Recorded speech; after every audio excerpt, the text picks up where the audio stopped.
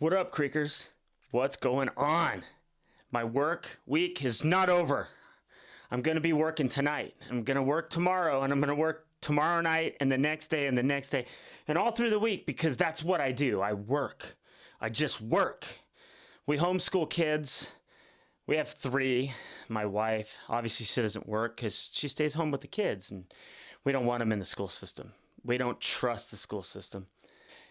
I can't thank you guys enough, man. All the love that I got has made me a different person. Legit, a different person. I was always maybe a little aggressive, maybe just expecting the worst out of people. And you guys have like changed me. Seeing that and maybe it's what you saw in me. You know, you saw a side of me, and then we treated each other different, and now it's like my whole outlook on the world is that of a holler boy, right? We don't judge you for what you wear, for what you look like, for the job you have, the car you drive, the house you live in, and I just love that about this group, and I can't get enough. So anyway, Ryan had made a few comments to me, and he mentioned 2 songs that were specifically important to him. So I wanted to look at those first. The first one I have pulled up here is Ghostranch. So let's check it out now.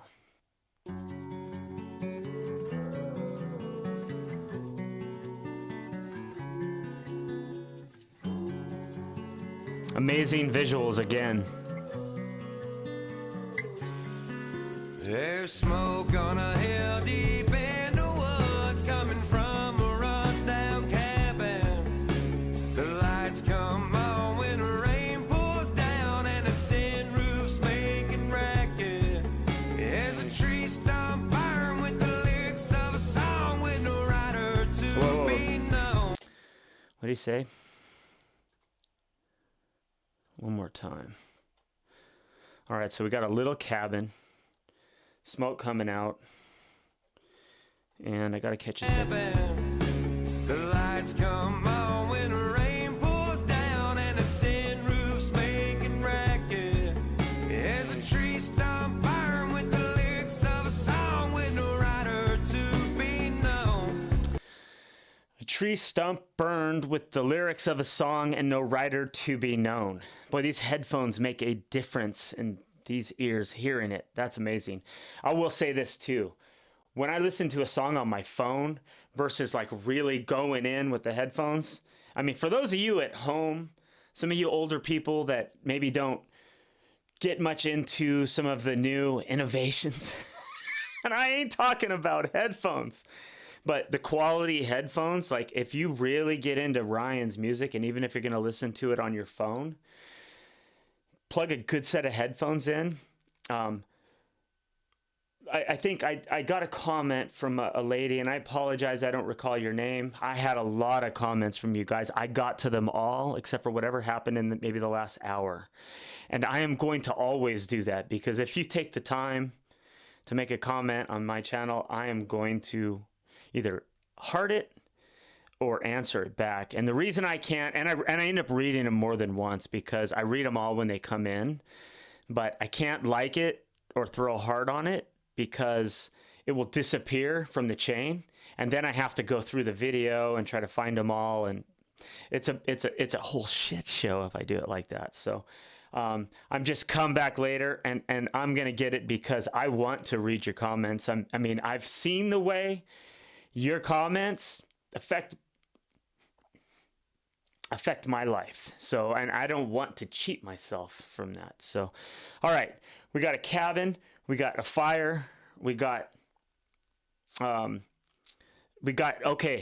I can't miss that. We got lyrics on a burnt log, a burnt tree stump. Tin roof's making racket.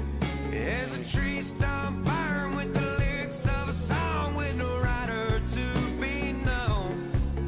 But it's only storming and past midnight when the ghost ranch lights come on. And they purge to the sound of a banjo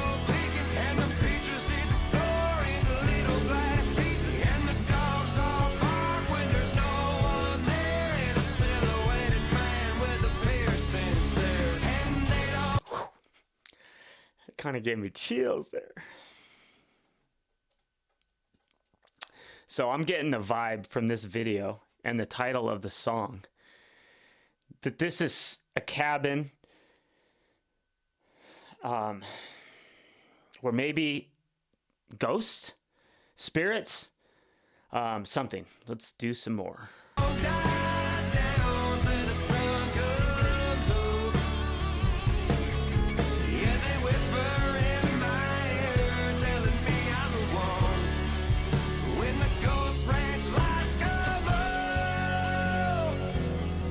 Come on, when the Ghost Ranch lights come on. Come on, come on. Sleepy Hollow, old Coke bottles, Civil War coins found in my yard. Footsteps walk hard on my catwalk. Through these sound waves, they static. Yeah, it sounds like a time from the past I can't explain. Not unless you're from the 60s on Cadillacs and cocaine. The realm that got me was a burning ring of fire. Now there's a ring around my ranch and I'm forever stuck inside. Wait. There's a ring around my ranch and what? Now there's a ring around my ranch and I'm forever stuck inside. Through the sound waves, they steady talk. Yeah, it sounds like a time from the past I can't explain. Not unless you're from the 60s on Cadillacs and cocaine. Damn, those are good lyrics. The realm that got me was a burning ring of fire. Now that's a ring around my ranch, and I'm forever stuck inside.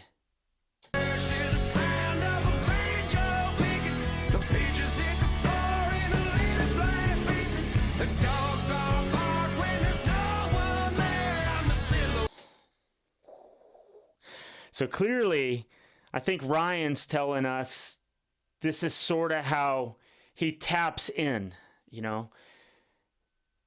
taps into source, right? The energy or whatever that's basically, I think, making him connect to the fans in sort of a magical way. And I know in one of my comments back to him, and maybe it was through a DM on Instagram or something, that maybe I said it on, I don't remember, but I thought I called him a magical or a musical magician. And it does seem like that, the way the imagery, the way the beat can just grab you and sort of yank on you, like, so from what I'm gathering in this song, and whether this is a real building or if this is a place he goes in his head, I need it. I could do research, but I don't ever do research. And, I like it when you guys explain some of this to me. I did watch the rise of Ryan Upchurch, and I love that. And I heard a lot of what you guys told me. But I'm thinking that he goes into this state of mind or this higher consciousness where, ghosts of the past, the presence of energies around him in a place, I think that people, or maybe Ghost Ranch, isn't there a Ghost Ranch? I feel like there's a Ghost Ranch, but I've been to a place in Flagstaff, and I'll say in that area in New Mexico I lived in, that desert felt freaking magical. At sunset, it's not great to look at, but for some reason I felt closer to God in some way out there. And I don't think anybody would deny it. So I think, I'm curious to know, is this a real cabin where he writes his music on real property? I'm assuming it's probably real. But either way, you go there and you get into a place and it's like channeling. And I don't mean to say the word channeling to scare anybody. It's like people that are good at things, I do believe they can channel that energy by their thoughts, What did the Bible say? Like, it's translated, from Schofield, the picture we got in our head as like angels. So we all picture an angel, right? Like with a white gown and a halo. But I've heard other translations, and I tend to agree with more that it's actually an angle of light, or it can be an angle of darkness, angel, angle. And they're the thoughts we have, you can put yourself in a mood. I bet you Ryan sits down with the pencil to write one of these songs that's going to capture everybody. And I mean, he can put himself in the mood, or it just happens. But I think that's what this song is talking about. And it's after hearing and experiencing my first experience with Built Like That, it almost felt like there was some voodoo in that song that just reached in and just grabbed me. So I kind of want to go back a little bit more to feel it some. Let's go back a little bit.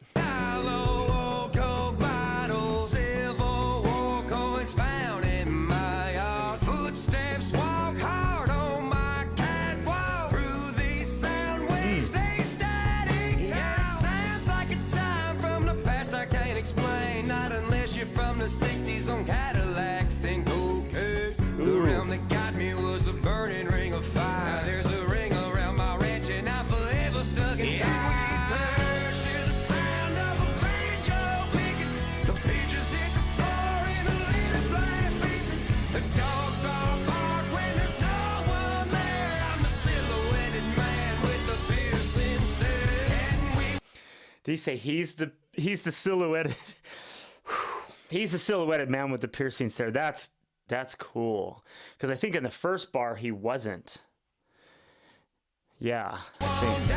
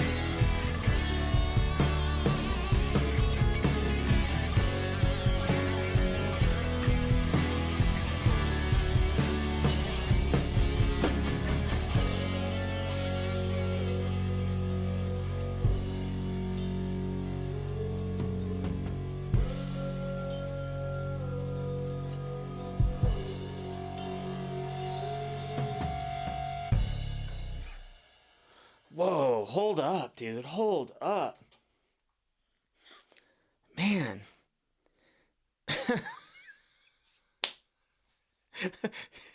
I suck at this, dude. I think I know where it's going. Do I? Am I wrong? Am I right? I think the book's in his head. It's in his head. So he's not, I get the feeling that there's a place that he does go to write, but I think that more than that is a state of mind he gets himself into. And, I think that's how people do it. The ones that are really good are drawing that from somewhere. And Ryan's definitely at that level that, he just, like he's depicting in the video, is he depicting that though? Because he was there. I don't know, man. The video can lead you off in many directions, and I think sometimes that may be the point where you make the video personal to everyone. So the feel I get of this video is that